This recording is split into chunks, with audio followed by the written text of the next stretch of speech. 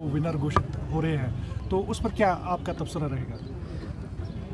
देखिए, मैं I can be accused of a lot of things, but I can't be accused of delusions कि मैं कर्नाटका पे करूं। वो बड़े लीडर हैं, वो करेंगे। मैं श्रीनगर का मेयर हूं, कर्नाटका में मैं क्या वहाँ पे अपनी ये करूं। But the beauty of democracy is change. और ब्यूटी ऑफ डेमोक्रेसी ये है कि ये जो आपका इंसान, फ़र्द, सिटीज़न होता है, इसके पास पावर टू डिसाइड होता है। और हमारे मुल्क की भी ये एक, आप देखिए, it's the beauty of our country. आप हमारे हमसाया मुल्क को अभी देखें, वहाँ प्राइम मिनिस्टर को ऐसे पकड़ के ले जाते हैं जैसे किसी चोर को ले जाते हैं। वो मुर्गे की तरह उनको गाड़ी में भर के ले गए। So for all the internal challenges of our country, the beauty of our country is institutional democracy. कि जितनी भी पावरफुल गवर्नमेंट हो, पावरफुल पॉलिटिकल पार्टी हो, कंसोलिडेशन हो, voter is supreme, democracy is supreme in our country. और मेरी उम्मीद ये भी रहेगी, आपने कर्नाटका का सवाल पूछा है, कि मेरी अल्लाह ताला से ये दुआ रहेगी, मैं किसी से अपील नहीं करूँगा, मेरी अल्लाह ताला से ये दुआ रहेगी कि हमारी जमहूरियत भी बहाल हो जाए, कि लोग यहाँ भी सरदारी खुद करें।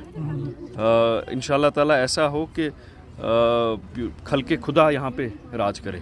खल्के खुदा का राज करना बहुत ज़रूरी है। अल्लाह ताला से ये दुआ करेंगे, कर्नाटका में इलेक्शन हो गया है, जल्दी हमारा भी हो जाए। देखिए, जो अभी रिसेंटली कर्नाटका के इलेक्शंस हुए हैं, उसमें एक बात तो बड़ी साफ होके आई है कि लोग पोलराइजेशन के खिलाफ हैं। जो पोलराइज पॉलिटिक्स है हमारे कंट्री में, और उसके खिलाफ हैं, जिसकी वजह से वहाँ वोट जो है वो कांग्रेस की ओर शिफ्ट हुआ। कांग्रेस का जो पहले अपना एक रोल रहा है, वो बड़ा सेकुलर पार्टी रही है, जिसमें उसने यहाँ के माइनॉरिटीज़ को, चाहे मुस्लिम हैं, चाहे सिख हैं या बाकी लोग हैं, सबको यकसा तरीके से लेके चली है। और कांग्रेस का कभी लीडरशिप जब भी थी, उन्होंने कभी इस तरह की बातें नहीं की हैं जिस तरह से हिंदुत्व की बातें हो रही हैं आजकल, या फिर घर वापसी की बातें हो रही हैं। डेफिनेटली लोगों के बीच में ये किस्म के ज़ख्म जो हैं ये देती हैं ऐसी बातें। और इस देश में, जहाँ इस देश की आज़ादी के लिए, इस देश की लड़ाई के लिए सभी तरह के लोगों ने कुर्बानियाँ दी हैं, कोई किसी से कम नहीं है। मैं तो ये कहूँगा कि माइनॉरिटीज़ की कुर्बानियाँ सबसे ज़्यादा हैं। और मेजॉरिटी आज ये कहे कि नहीं साहब, ये अब हमारा मुल्क है, हिंदुत्व यहाँ चलाएगा, वो इसलिए से लोगों के जो समझदार लोग हैं, हिंदू के बीच में भी जो समझदार लोग हैं, वो ये समझते हैं कि साहब ऐसी बातें करके हम देश के अंदर देश की भावना को नुकसान दे रहे हैं, और उस नुकसान से कहीं कंट्री वीक हो जाएगी। तो वैसे सभी लोग जो हैं इस बार वो अपने सोच में बदलाव ला रहे हैं, जो हमें कर्नाटका में दिखा है। वही बात आज जम्मू कश्मीर में भी है। अभी 9 साल होने को जा रहे हैं, तो अभी तक इलेक्शन ही हो रहे हैं। इलेक्शन कमीशन जबकि हर तरह की तैयारी जो है वो दिखा रहा है कि कंप्लीट हो गई, बट सरकार का डिसीजन बड़ा अभी स्लो है, क्योंकि शायद मुझे लगता है कि वो ये न डर रहे हो कि साहब कहीं इसका रिएक्शन भी हमें यहाँ से उल्टा मिलेगा। क्योंकि इस वक्त इनडायरेक्टली अगर सरकार बीजेपी ही चला रही है जम्मू कश्मीर में, लेकिन अगर इलेक्शन हुए, कहीं ऐसा ना हो कि बीजेपी को यहाँ भी हार का मुंह देखना पड़े, तो उस लिहाजा मुझे लगता है कि इसका इम्पैक्ट डेफिनेटली पड़ रहा है जो कर्नाटका का है। पर ये आने वाले जो इलेक्शंस हैं देश में भी 24 में, इसके ऊपर भी एक बड़ा इम्पैक्ट जो है वो पड़ेगा। मैं तो नहीं कहूँगा कि मोदी जी, काफ़ी कुछ काम हो रहा है इनके दौर में, मतलब जो गरीब लोगों के लिए काफ़ी काम हो रहा है, लेकिन पॉलिटिकली इन्होंने कंट्री को पुअर बना दिया है, क्योंकि जो सोच, पॉलिटिकल अप्रोच है जो पूरे देश में, वो गलत हुई है बीजेपी की, जिसकी वजह से इन्हें आज कर्नाटका में नुकसान उठाना पड़ा, और भी कई जगहों पर नुकसान उठाना पड़ा। यहाँ तक कि अभी पंजाब में भी जलंधर में इलेक्शन हुआ, वहाँ पर भी बीजेपी नहीं आ पाई, या और भी कई जगहों पर उस तरह से है।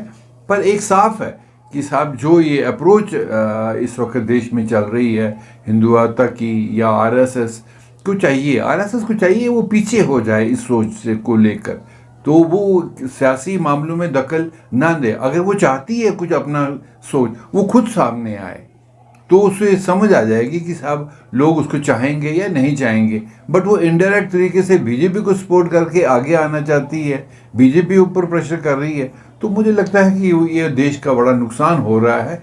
जो इन्हें सोचना चाहिए और ऐसी हरकतें करने से आइंदा बाज आना चाहिए कि कोई इस किस्म की देश में जिससे कम्युनिटीज़ के बीच में एक रोष पैदा हो, वो बातें ऐसी बंद होनी चाहिए। शायद पहले ही तो यहाँ हार रहे हैं, इसलिए वो पहले से इलेक्शन नहीं कर रहे हैं यहाँ। तो they have their own concerns of not holding election in Jammu and Kashmir because they fear their defeat in Jammu and Kashmir, that is the reason. And with the election results of Karnataka, this is a win of people who believe in politics of love, who are against the politics of hatred.